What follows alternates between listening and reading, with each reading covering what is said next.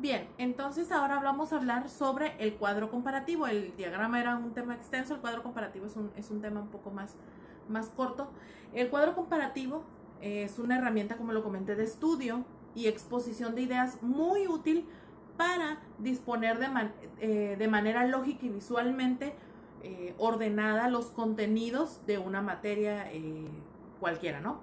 Entonces la lógica del cuadro comparativo consiste en la contraposición sistemática de elementos, es decir, dos ideas diferentes y hacer una comparación, es decir, manifestar cuáles son sus diferencias y a raíz de esas diferencias entender cuáles son sus diferentes enfoques, etcétera, etcétera. Entonces se compara dos o más elementos cuando los colocamos gráficamente uno al lado del otro para así ir resaltando sus semejanzas, sus diferencias y sus características distintivas.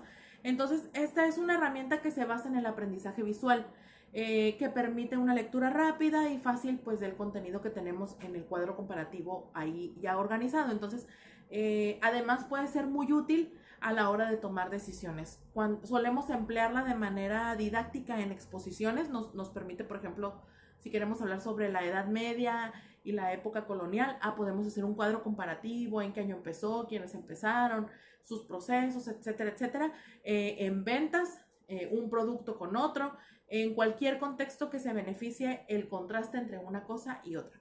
Entonces, podemos hacer, en cuanto a la materia que estamos, podemos hacer alguna comparación entre dos libros, a lo mejor entre dos opiniones, entre dos estilos, una novela y un cuento, cuáles son los beneficios, etcétera, etcétera.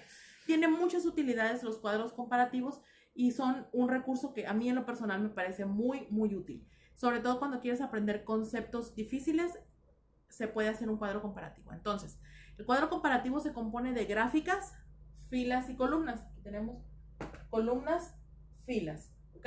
Entonces, que nos van a permitir pues ir organizando nuestra información.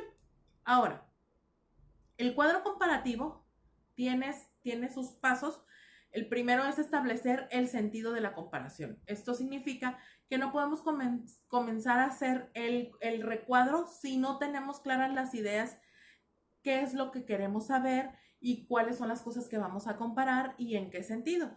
El siguiente paso va a ser identificar los elementos a comparar. Es decir, vamos a trazar un recuadro en la hoja, como yo lo tengo aquí ahorita que se los voy a enseñar, y lo vamos a dividir en tantas líneas y partes y columnas nosotros necesitemos para agotar el tema que estamos investigando. Entonces vamos a escribir arriba en la entrada de nuestro cuadro comparativo los nombres de lo que vamos a comparar y entonces aquí en la línea podemos poner otra línea y a lo mejor los parámetros que vamos a considerar para eso, ¿ok? Entonces vamos a escribir sus semejanzas, sus diferencias, sus similitudes, todo lo que nos ayude a poder determinar esto. Después vamos a realizar la comparación. Ahora sí, ya vamos a empezar a escribir cuadro por cuadro cada una de las características, diferencias y comparaciones de los elementos que estamos ahí y al final vamos a obtener conclusiones.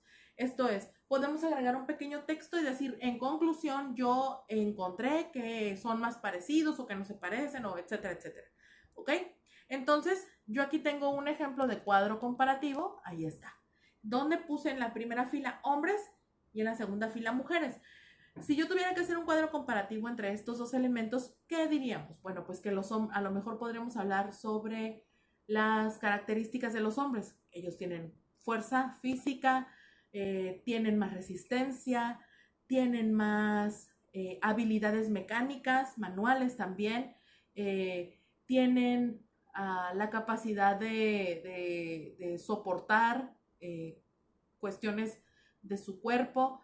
En el caso de las mujeres, ¿cuáles serían sus cualidades? Bueno, pues la mujer es más dedicada, es más ordenada, más organizada, más, no sé, ¿no? Todo lo que ustedes decidan escribir y establecer esas dos diferencias será entonces su cuadro comparativo. Como se pueden dar cuenta, es algo muy fácil de hacer y es un elemento que los maestros pedimos mucho porque realmente es de mucho provecho. Así que cuando a ustedes les pidan un cuadro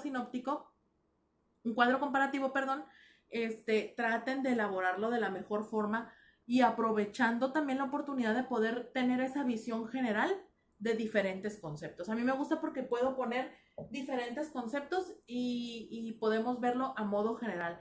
No es necesario que esté yo buscando la información en una hoja y luego en la otra. No, ya lo tengo todo junto, en resumen, técnicamente, y así puedo verificarlo. Muy bien, muchachos, pues entonces hasta aquí es nuestro tema del día de hoy sobre los diagramas y los cuadros comparativos. Espero que sea de mucha utilidad para ustedes y que en sus trabajos pueda yo empezar a ver este tipo de elementos. Cuídense mucho, que tengan un muy buen día y nos vemos en la próxima clase.